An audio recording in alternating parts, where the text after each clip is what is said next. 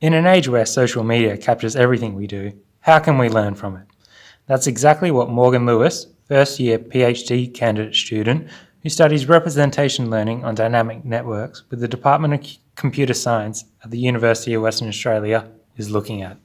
An example of a network could be sort of like a social media network. So the discrete entities would be the users on the system, and you could have the relationships between them are very well defined in that they're sort of the friendships, or so if one person follows another person.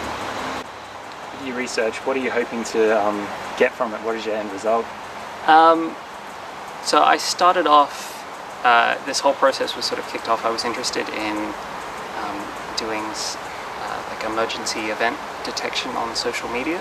So there's a bit of research out there on it where it's in an emergency scenario, people tend to put a lot of information out, such as pictures or videos, on social media. So if you can automate some system that's able to collect all of these events that are related to each other together and compile them into some useful information for sort of emergency response workers, then that could be quite a useful system. So you talked about using this for emergency situations.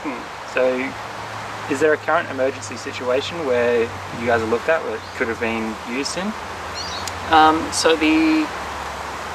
nothing that we've specifically looked at. The one that's used in a lot of the literature is earthquake detection. So there's sort of all of these stories out there about how sort of when an earthquake hits, the information spreads on Twitter over a larger area than the actual earthquake spreads faster. And so a lot of the information, the literature out there is looking at when an earthquake hits, can you find the keywords in such as on Twitter in order to pull out these information and see sort of where the earthquake hit and how far it spread, that sort of things.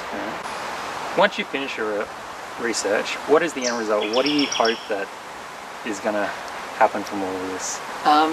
So I'm working on quite the theoretical side at the moment, so I'm hoping that sort of near the end I'm able to